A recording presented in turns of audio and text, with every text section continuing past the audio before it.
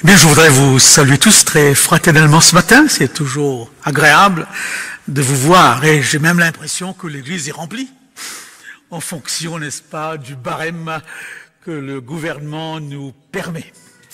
Je reviens d'une dizaine de jours à Collonges où j'ai eu un cours très intense avec quelques étudiants et quelques interventions pour la Fédération suisse. Mais je vous le dis parce que j'ai passé toute une soirée avec deux familles de Neuilly qui se sont installées à Collonges, la famille Allison, Frédéric et leurs enfants que vous connaissez tous très bien, et la famille polonaise Katia, Martin et Laura. Ils m'ont demandé de bien vous saluer. Ils sont bien intégrés à Collonges, très actifs, très dynamiques et très heureux, très heureux. Je voudrais ce matin me laisser diriger par deux éléments dans ma réflexion. Premièrement, les événements qui ont marqué les États-Unis. Pourquoi? Nous le verrons dans quelques instants. Et ensuite, une invitation à présenter une série de conférences sur la foi et le Covid par une fédération qui n'est pas d'Europe. Et quand j'ai voulu avoir auprès du président de cette fédération un peu plus d'informations pour savoir dans quel sens m'orienter, le président m'a dit « ça ferait du bien à l'Église si tu touches un aspect ». Parce que nous avons plusieurs familles qui actuellement ont vendu leur maison et qui fuient dans les villages, dans les endroits retirés. Certains retournent dans leur pays avec en tête de se faire un petit jardin afin de pouvoir faire face à tout ce qui pourrait arriver. Il y a, semble-t-il, dans cette fédération, une sorte de fièvre apocalyptique marquée par une excitation, marquée par de l'angoisse. Est-ce que tu pourrais remettre les choses en perspective? Je ne sais pas si je suis celui qui doit pouvoir le faire, mais j'ai certaines convictions. On n'entend pas? Non. Parce que j'en ai un, donc un deuxième. Ok. Donc j'en ai certaines convictions sur ce sujet. Alors c'est dans ce sens que je vais donc aborder mes réflexions. Et j'ai intitulé donc ces réflexions Anne, ma sœur Anne, ne vois-tu rien venir? Vous connaissez bien cette phrase qui nous vient de l'histoire de Barbe Bleue de Charles Perrault, n'est-ce pas? Anne, ma sœur Anne, ne vois-tu rien venir? Je vois le soleil qui pourdoit et l'herbe qui verdoie. En d'autres mots, je ne vois rien à l'horizon. Cette phrase, très connue, très banale, nous rappelle un texte d'Ésaïe. Sentinelle, on me crie de Séir. Ésaïe, chapitre 21. On me crie de Séir. Sentinelle, que dis-tu de la nuit? Sentinelle, que dis-tu de la nuit? La sentinelle répond, le matin vient, et la nuit aussi. Si vous voulez interroger, interrogez. Convertissez-vous et revenez.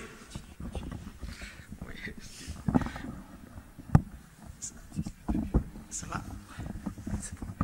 Donc, si vous voulez interroger, interrogez, convertissez-vous et revenez. La question est posée à la sentinelle. Que dis-tu de la nuit? Et je me rends compte que la sentinelle ne répond pas à la question de la nuit en premier. Il dit, le matin vient. Et ça me frappe. Ça me frappe. Donc l'accent n'est pas sur la nuit, mais sur le matin.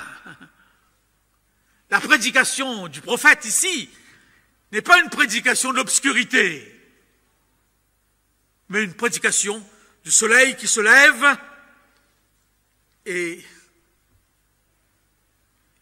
ce message. Bien sûr, il est réaliste parce qu'il ajoute la nuit aussi. Cela nous fait comprendre que notre rôle, notre message de chrétien face à cette obscurité qui envahit le monde actuellement demeure malgré tout un message d'espérance. Lorsque vous verrez ces choses, levez la tête, dit Jésus-Christ. Mais je suis aussi frappé par ce texte car il est dit interrogez, interrogez.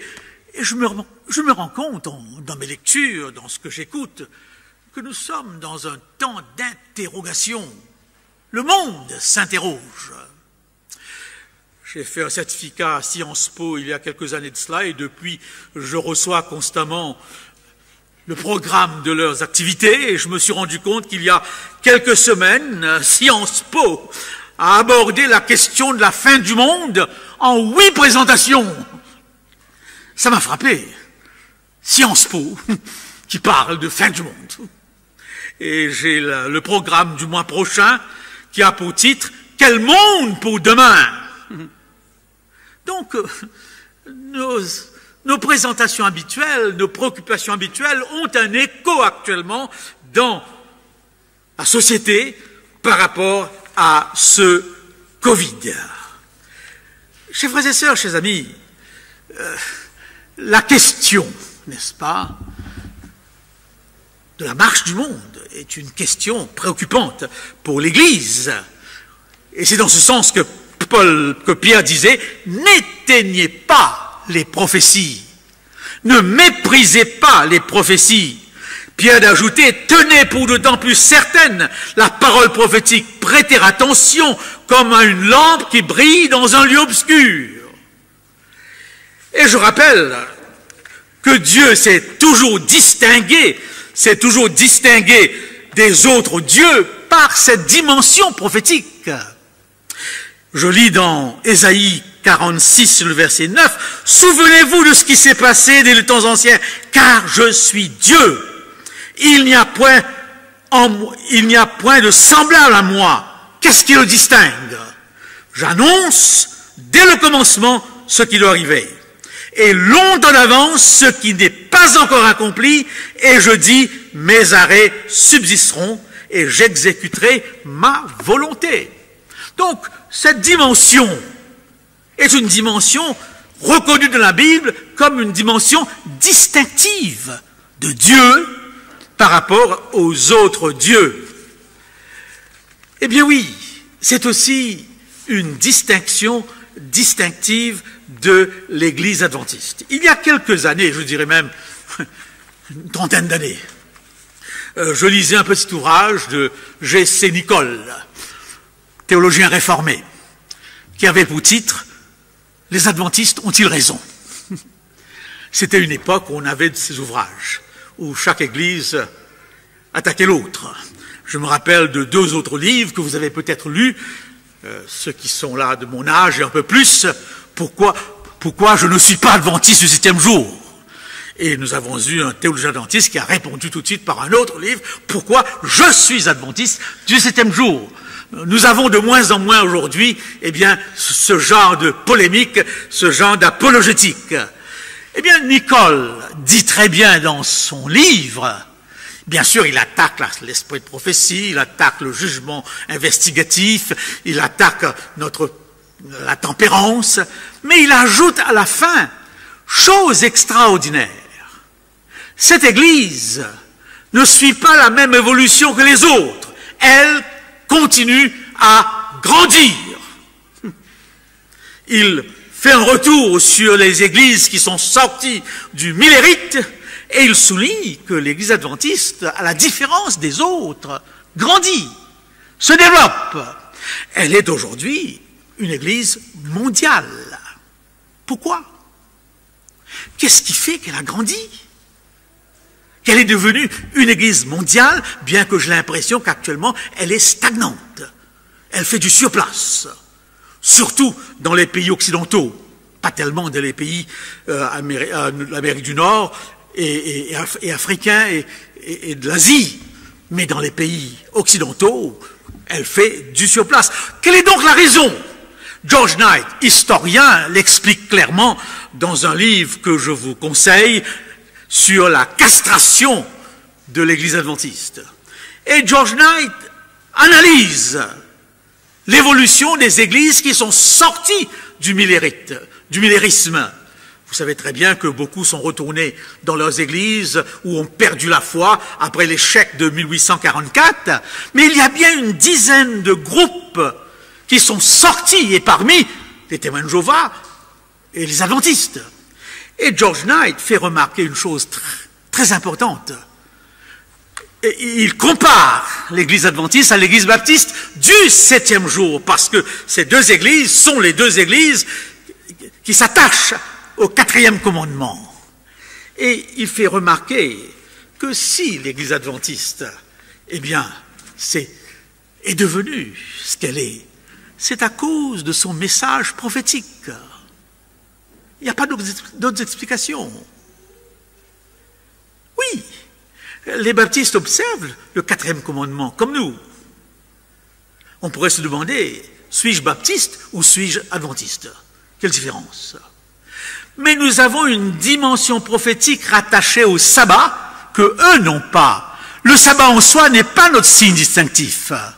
Notre signe distinctif, c'est le sabbat dans le cadre de l'Apocalypse, dans le cadre du sceau versus la marque. Donc, cette dimension est importante, et George Knight, qui ne ménage pas ses mots, c'est un de nos meilleurs historiens, a prononcé un discours à une des conférences générales qui avait pour titre « Si j'étais le diable !» Qu'est-ce que j'aurais donné comme conseil à l'église adventiste pour la faire disparaître? Eh bien, j'aurais dit George Knight à ses pasteurs, arrêtez de prêcher sur les prophéties et vous disparaîtrez. C'est une réalité.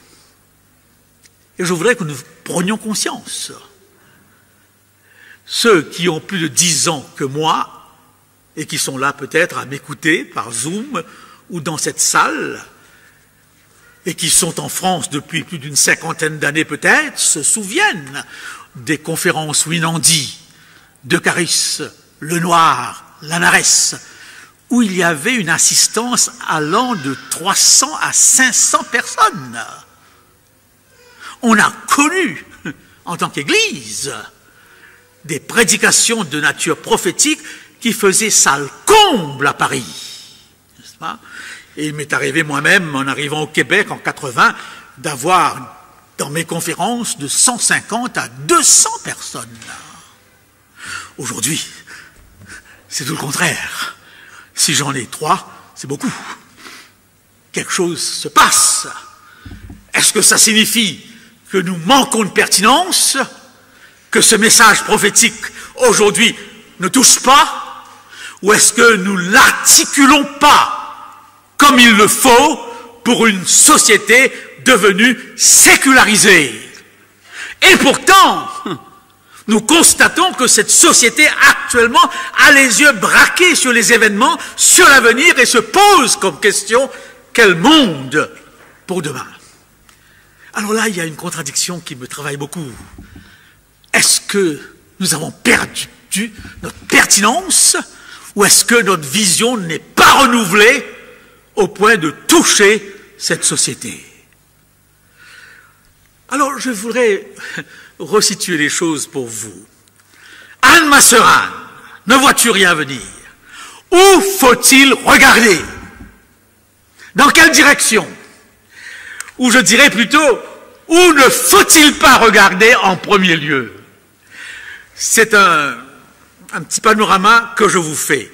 Eh bien, en premier lieu, il ne faudrait pas regarder, il ne faudrait pas regarder là où les évangéliques regardent. Où regardent-ils? Vers Israël.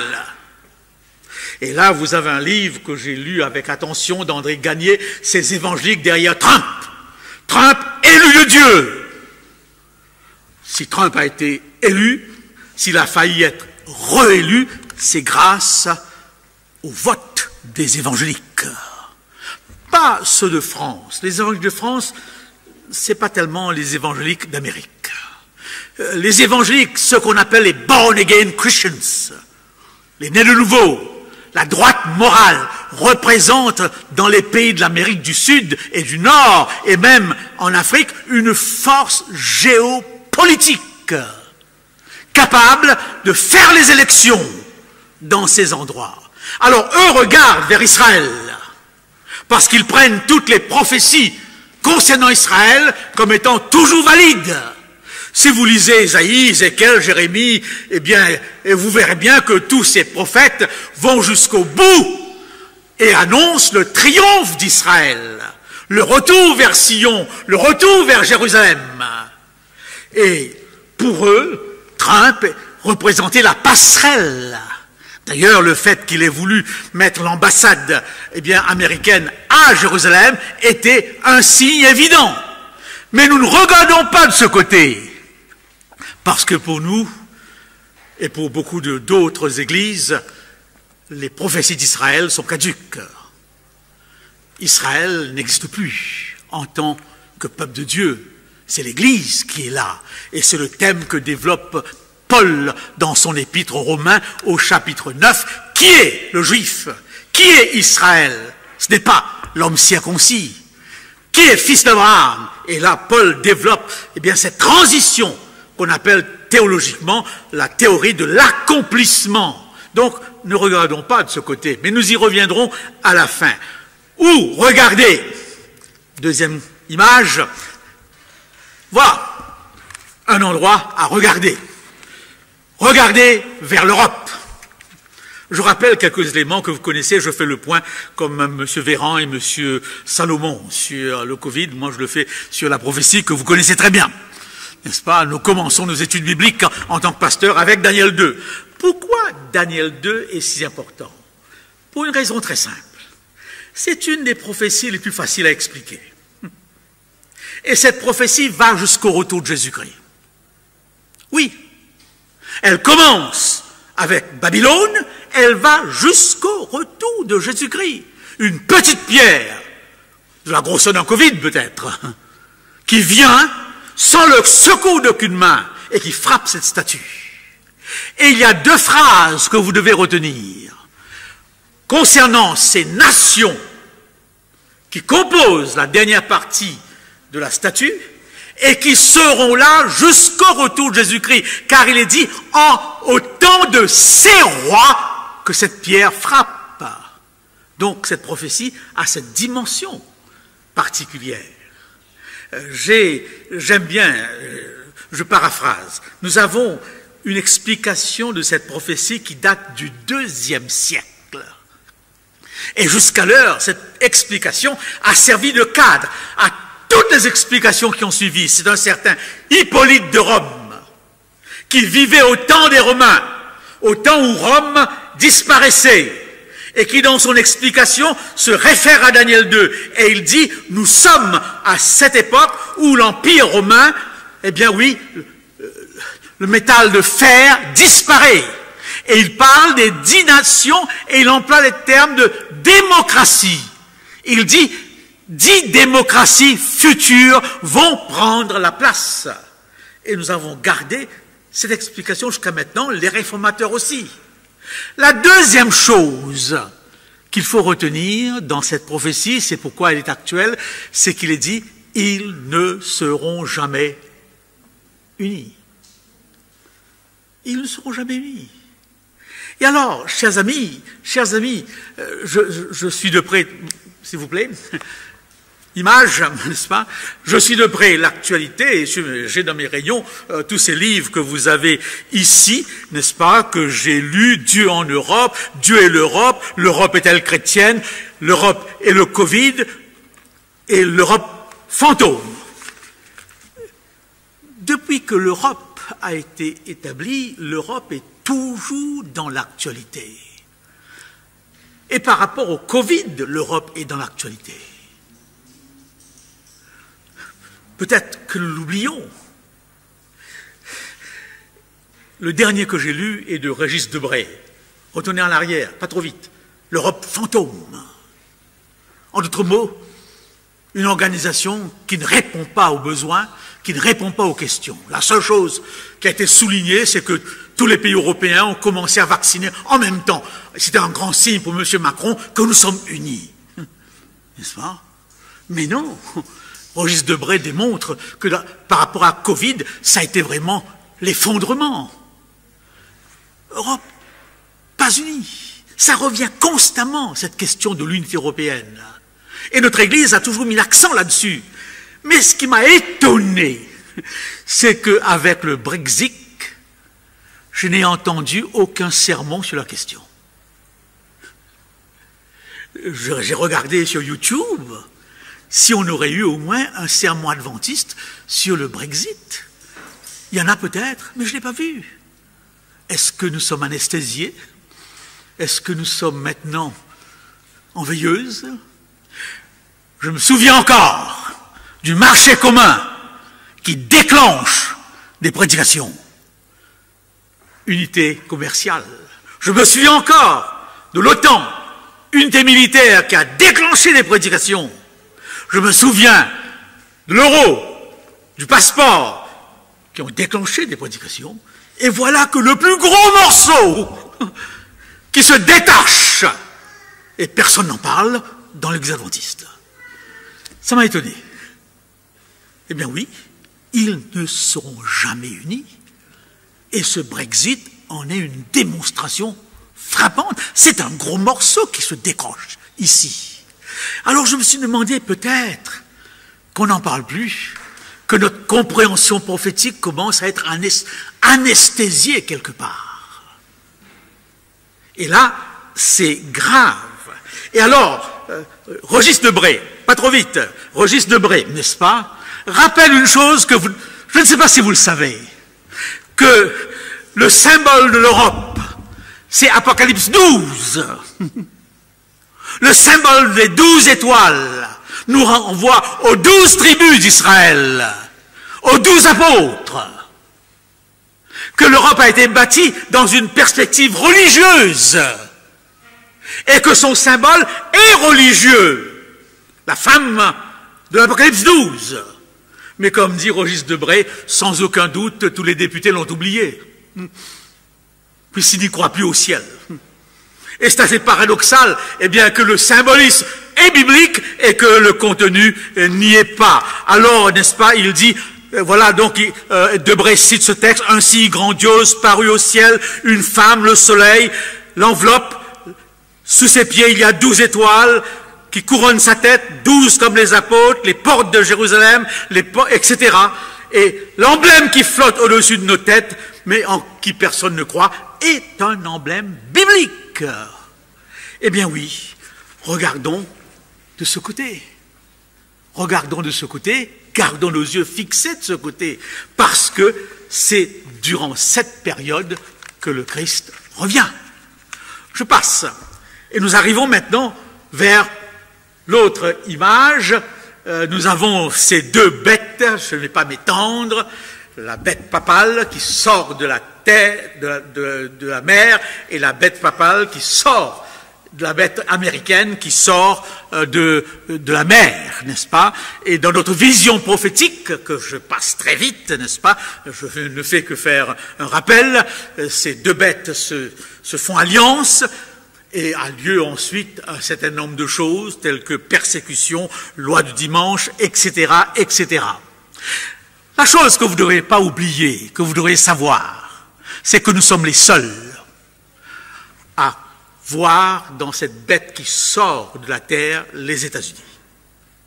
S'il y a un aspect de la prophétie de l'Apocalypse qui est totalement adventiste, c'est cet aspect-là, et vous le savez, je pense, je vous le rappelle, que cette bête qui sort de la terre, c'est les États-Unis.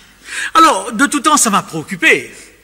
Et j'essayais de savoir si nous sommes vraiment les seuls à interpréter les choses ainsi. Je crois vous avoir dit comment j'étais traumatisé lorsque j'avais 14-15 ans. Mon père avait fait une série de conférences sur la fin des temps. Et il parlait de l'Europe, bien sûr, il parlait de l'Apocalypse, il parlait des États-Unis. Et le lendemain, sur un des journaux, sur un journal très connu dans le public, il y avait ce grand titre, « Méfiez-vous des faux prophètes !» Avec le nom de mon père, et bien en gros caractère. Pasteur Johnson de l'Église adventiste. Arrivé à l'école, mes petits copains me regardaient, ton père faux prophète, n'est-ce pas? Et ça m'a traumatisé. Traumatisé à un point où j'ai passé toute ma carrière à chercher si cette compréhension typiquement adventiste est dans l'air. Est-ce qu'il y a dans les journaux, dans l'actualité, eh bien,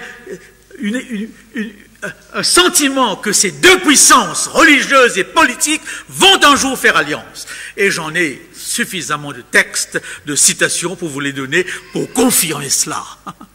Si vous lisez le livre de Jacques Attali, économiste mondialement connu, Demain, qui gouvernera le monde, Jacques Attali voudrait tout de suite voir, après le Covid, la mondialisation, comme il l'appelle, et il dit une mondialisation n'est possible que si à la tête se trouve, eh bien, une puissance apolitique, une conscience religieuse, une puissance qui n'est pas, qui est au-dessus des nations, au-dessus des races, et qui rassemble le plus grand nombre d'adeptes. Et bien sûr, Attali voit que l'Église catholique à la tête d'une telle mondialisation. Et il ajoute, pour que ce soit capable de fonctionner, il faut une puissance politique forte, et il voit que l'Amérique, notre vision est dans l'actualité. Je peux vous le démontrer par beaucoup d'autres textes, n'est-ce pas? Eh bien, regardons donc de ce côté-là, c'est là où il faudrait peut-être regarder. Mais là, j'arrive maintenant à quelque chose qui va vous faire réfléchir, et qui me fait réfléchir. Oui, gardez cette image. Vous avez une théorie psychologique sur laquelle je voudrais attirer votre attention. Une théorie psychologique, je ne suis pas psychologue, mais comme beaucoup de monde, on a quelques rudiments. Comme dit M. Macron, il y a 60 millions, n'est-ce pas, de procureurs en France. On pourrait même dire qu'il y a 60 millions de médecins, eh bien, de psychiatres, de psychologues. Tout le monde a sa solution. Tout le monde a sa version. Tout le monde a son explication. N'est-ce pas? Tout le monde est médecin, tout le monde est psychiatre, tout le monde est psychologue. N'est-ce pas? C'est entré dans le vocabulaire. Eh bien, vous avez une théorie appelée résonance cognitive. C'est un certain Léo Festinger qui l'a mise en place il y a plus d'une quarantaine d'années. Cette théorie s'appelle dissonance cognitive. Qu'est-ce qu'il a fait? Il a étudié de près une secte dirigée par une certaine Marianne Keefe qui annonçait que l'humanité serait en 1954, décembre 21 1954, envahie par des extraterrestres qui viendraient de la planète Clairon. Ces histoires, vous les trouvez de temps en temps dans les journaux. Hollywood se plaît à nous raconter de telles histoires. Mais rien ne s'est passé. Bien sûr que rien ne s'est passé. Mais ce psychologue s'est rendu compte que malgré tout, les gens se sont accrochés à leur théorie. Ils ont vu que c'est faux, que rien ne s'est passé. Mais les adeptes continuent à y croire. Et il s'est posé la question, comment peut-on continuer à y croire à quelque chose dont l'évidence nous démontre le contraire? L'être humain est très complexe. L'être humain est très complexe. Dernièrement, vous avez lu comme moi sur le journal un autre groupe, n'est-ce pas, eh bien, qui soupçonnait un réseau de pédophilie dans le monde, tuant les enfants. C'était dans les journaux. N'est-ce pas? C'est dans les journaux. Et il y a même un individu qui s'est attaqué à une pizzeria, pensant qu'au sous-sol de cette pizzeria se trouvaient eh bien des gens qui étaient là, adeptes de ce mouvement. Et il pensait même que Hillary Clinton était là. Mais finalement, on s'est rendu compte qu'il n'y avait même pas le sous-sol dans ce bâtiment. C'est dans les journaux, je l'ai lu. Cet homme est en prison actuellement. Mais ce qui a étonné ce psychologue, c'est que ça ne change rien chez les gens. Ils continuent à croire. Comment se fait-il? Dit-il que devant l'évidence, eh bien, on continue à croire. Et il prend maintenant quelques exemples dans le domaine religieux. Les témoins de Jéhovah ont annoncé la venue de Jésus-Christ en 14, 15, 18, 23, 25, 75. Voilà toutes les dates où cette Église a annoncé le retour de Jésus-Christ. Mais il n'est jamais revenu. Il n'est jamais revenu. Et à chaque fois, les responsables ont donné quoi? Une explication. Et l'explication la plus forte que j'ai lue, c'est qu'il est venu, mais d'une manière invisible. Dans le cœur des uns et des autres, surtout dans le cœur des 144 000 qui se préparent à l'attendre. Et si certains abandonnent l'Église, d'autres maintiennent cette vision Alors, c'est ça ce qu'on appelle dissonance cognitive. Intellectuellement, on voit que l'évidence va dans le sens contraire, que c'est faux, mais on maintient que c'est vrai. C'est tout le problème du complotisme actuel, on en parle presque tous les jours, n'est-ce pas? Et alors, je me suis posé une question, est-ce que nous ne sommes pas là devant un danger? Est-ce que nous ne sommes pas devant un danger? Parce que notre Église a aussi annoncé quelque chose de faux. Je ne dirais pas notre Église, je corrige. Les Millérites l'ont annoncé. William Miller n'est jamais devenu adventiste. Il est mort baptiste. Et après avoir vu son échec, il s'est retiré tranquillement. Il n'a pas rectifié quoi que ce soit, mais il s'est retiré. Ce sont les groupements qui ont suivi qui vont essayer d'interpréter et de continuer à croire à quelque chose qui n'a pas eu lieu. Alors, l'Église adventiste a interprété son échec avec la doctrine du sanctuaire. L'Église n'est pas...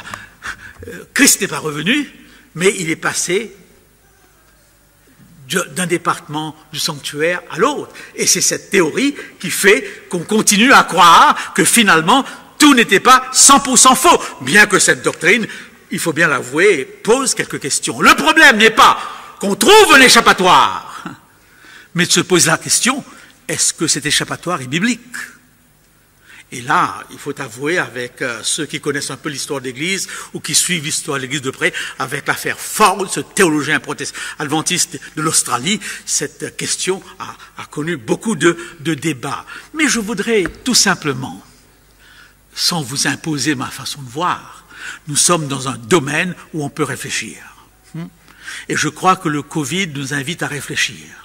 Nous attendons des grosses bêtes immenses, hybrides. C'est un petit Covid qui vient. Bizarrement. Pas annoncé par aucun texte biblique. Et jamais quelque chose a aussi ébranlé toute l'humanité. Jamais. C'est pourquoi c'est ainsi des temps. On a eu des pestes, on a eu des guerres, on a eu des tremblements de terre, des tsunamis, mais jamais toute l'humanité a été concernée. J'aime bien cette remarque de Bernard-Henri Lévy, le philosophe qui écrit beaucoup. Il a écrit un petit bouquin sur ce virus qui rend fou. Et il dit quelque chose de très bien, il dit « L'ONU, aussi bien que toutes les puissances occidentales, n'ont jamais pu arrêter Daesh, les Peshmerga, le terrorisme et autres. Ce petit Covid l'a fait. » Vous avez entendu? Depuis très longtemps, on ne parle pas de ces mouvements. Avec le Covid, ils ont tous peur de la contagion. Et ils n'attaquent plus. Donc, juste pour vous dire que ce Covid, il est extraordinaire quelque part. Il met toute l'humanité à genoux. Et je crois que ce Covid nous invite à revoir nos positions. À revoir nos positions. À revoir notre interprétation. Allons-nous faire l'effort ou continuer à nous accrocher à une vision qui ne semble pas coller avec la réalité? Et c'est là où je viens avec ces livres que j'ai lus dernièrement. Je ne vous cacherai pas que ma position est claire. J'étais une fois en Italie et j'étais à la Fédération italienne. Il y avait un bruit qui courait par rapport au Vatican. Et vous avez de ces bruits qui courent. Nous avons des prédicateurs qui vont vous trouver des textes, je ne sais où, n'est-ce pas, pour vous convaincre que notre vision est toujours juste. Eh bien oui, je demandais au président de la Fédération italienne ce qu'il en pensait de ces bruits. Il m'a dit, Karl, ouvre la fenêtre. Il dit, voilà, le Vatican est en face de toi. En effet, notre fédération est voisine du Vatican. Je vois que tu acquiesces, donc tu as été voir. Il m'a dit, s'il y a quelque chose qui va se passer, nous serons les premiers à savoir. Parce que nous sommes voisins. Et depuis ce jour, mon approche, c'est de lire. J'ai lu tout ce qui est sorti de l'Église catholique dernièrement. Vatican II, loué sois-tu. Fratelli Tutti, c'est l'encyclique, le dernier encyclique papal. Changer, un temps pour changer, Pape François. Je ne lis pas, si je peux lire ce qu'il écrit, lui, au lieu de ce que les autres disent qu'il a écrit. C'est mon approche. Il n'y a dans tous ces ouvrages aucune indication de notre compréhension prophétique. Il faut être clair. Il faut être clair pour le moment. Vatican II, lisez si vous voulez tous les chapitres sur la liberté religieuse et vous verrez que vous n'êtes plus avec Vatican II, avec l'Église du Moyen-Âge.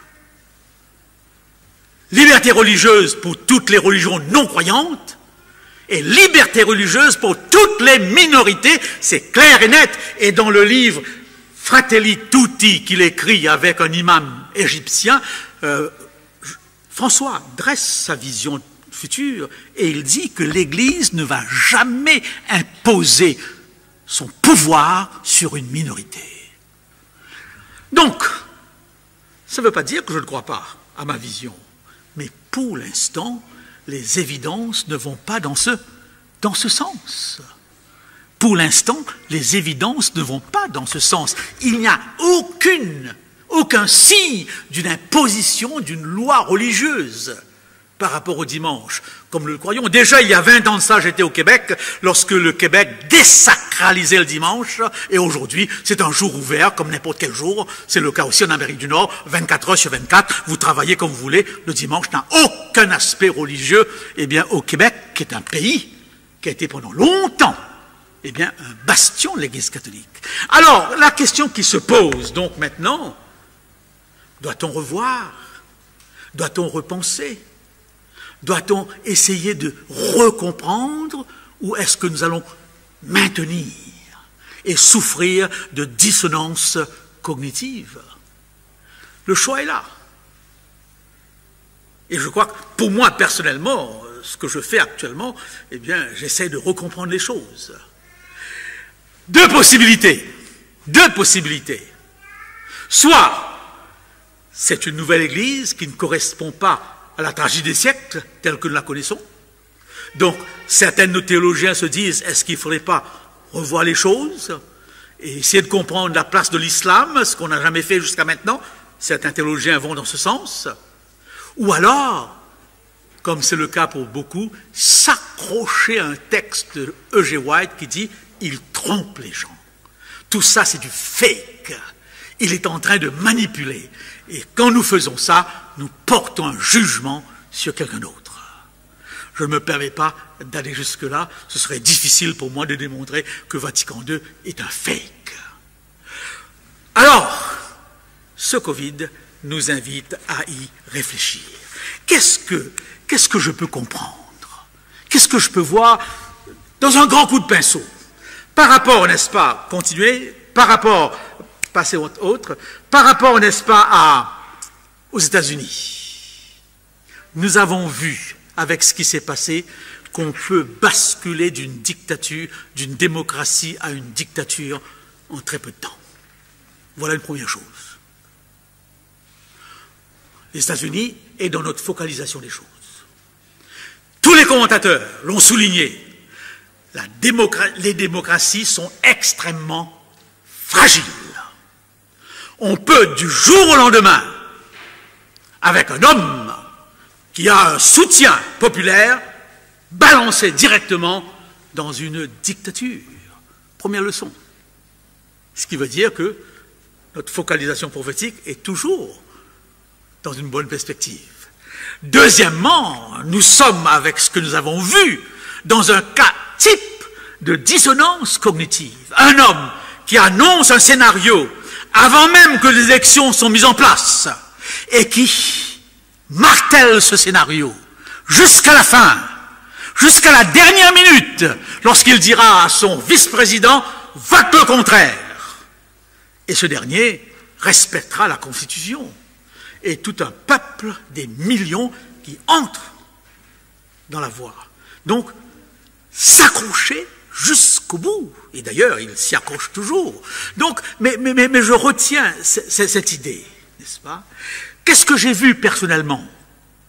J'ai vu une église géopolitique, les born again, qui font les élections aux États-Unis et dans les pays de l'Amérique du Sud, aussi bien qu'en Afrique, dont l'objectif majeur est de ramener les États-Unis et d'en faire un gouvernement théocratique. C'est ce qui ressort du premier livre que je vous ai donné, mais ça, j'en ai d'autres. Les évangéliques d'Amérique veulent que l'Amérique redevienne le second Israël, avec comme base les 10 commandements. Et j'aurais tendance à croire, c'est une idée qui est là et qui me trotte dans la tête, que notre scénario prophétique sur le territoire américain est tout à fait plausible. Parce que ce pays qui est le champion de la liberté est aussi le champion des persécutions.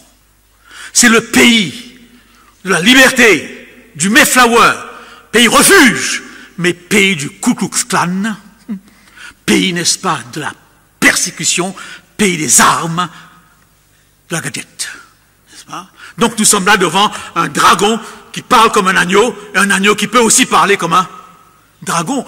Nous sommes là.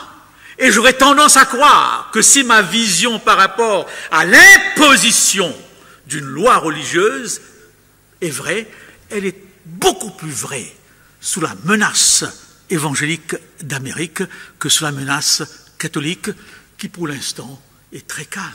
J'aime ce pape, il est évangélique jusqu'au bout des ongles. Me dire qu'il fait semblant me pose problème. Premièrement, par rapport au jugement que je porte, et deuxièmement, en prenant certaines positions par rapport aux femmes, par rapport à l'homosexualité, par rapport au nettoyage commercial et au scandale du Vatican, il expose sa tête. Il est un pape qui peut être exécuté à n'importe quel moment, c'est ce que je lis. Alors, chers frères et sœurs, chers amis, voilà un petit tour d'horizon. Doit-on fuir les villes? Doit-on se cacher? Doit-on, comment dirais-je, développer une sorte de paranoïa de la fin des temps? C'est ce qu'on me demande dans mes exposés, de rappeler, de remettre en perspective. Je suis tombé je termine avec, dans mes lectures, sur le seul texte que nous avons en dehors des évangiles et des épîtres, sur la vie des chrétiens. Comment vivaient les chrétiens? Nous sommes à 2000 ans du discours d'Apocalypse 24. Et eux, ils étaient à 40, 50 ans. Ils avaient les apôtres qui pouvaient répéter ce que Jésus a dit dans Matthieu 24. Comment vivaient les chrétiens par rapport au retour de Jésus-Christ, par rapport au signe des temps? Laissez-moi vous lire ce texte. C'est le seul texte que nous avons. Il est d'un certain Diogène.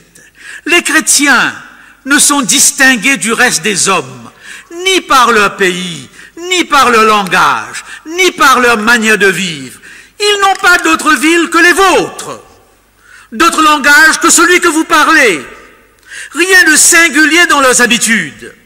Répandus selon qu'il a plu à la providence dans des villes grecques ou barbares, ils se conforment pour le vêtement, pour la nourriture, pour la manière de vivre, aux usages qu'ils trouvent établis. Mais ils placent sous leurs yeux de tous les tenants spectacles de leur vie, tout angélique et à peine croyable. Ils habitent leur cité comme étrangers. Ils prennent part à tout comme citoyens. Ils souffrent tout comme voyageurs. Pour eux, toute région étrangère est une patrie. Et toute patrie est une région étrangère. Que j'aime cette déclaration. Pour eux, toute région étrangère est une patrie, et en même temps, toute patrie est ici-bas une région étrangère. Voyageurs, citoyens du ciel. Comme les autres, ils se marient. Comme les autres, ils ont des enfants. Seulement, ils ne les abandonnent pas. C'était assez courant à l'époque, n'est-ce pas? Et j'aime cette dernière phrase. Ils ont une même table, mais pas le même lit. N'est-ce pas? Eh bien, cette déclaration nous parle d'un christianisme serein, paisible, qui trouve, n'est-ce pas, dans le message des évangiles, dans ce monde, sans être du monde, non pas une attitude d'excité, même par rapport au retour de Jésus-Christ. Et dans un de mes derniers sermons, je vous ai rappelé quelque chose qui devrait attirer notre attention.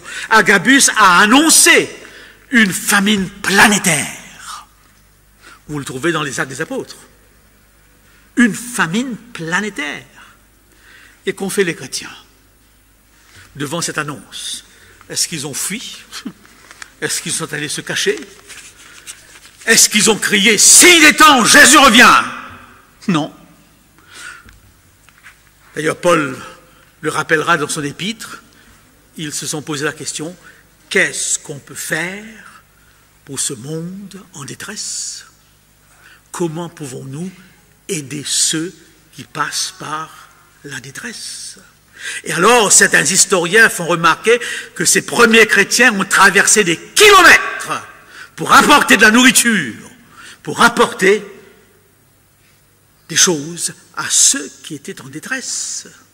Et j'ai l'impression qu'ils ont compris. Quand vous verrez ces choses, levez la tête, mais continuez à faire du bien autour de vous. Votre présence dans le monde est une présence de bienfaisance, comme ce fut le cas pour moi. Voilà donc que j'ai essayé de remettre cela en perspective. Certainement, Jésus revient bientôt, c'est sûr et certain. Mais cette venue de Jésus-Christ, si nous avons compris le message que la résurrection nous met déjà dans ce royaume est en nous, alors, et je reviens sur ces textes, c'est ma foi que j'exprime ainsi, que votre cœur ne se trouble point. Voilà, je reviens, mais que votre cœur ne se trouble point. Croyez en Dieu, croyez-en en moi. Et cette phrase d'Ésaïe que j'aime beaucoup, c'est dans le calme et la confiance que sera votre force. C'est dans le calme et la confiance que sera votre force. Qu'il vienne demain, qu'il vienne dans 10 ans, qu'il vienne dans 15 ans, ça ne change pas la foi du chrétien enraciné dans le concept de la résurrection du Jésus qui est déjà là, tout en n'étant pas là.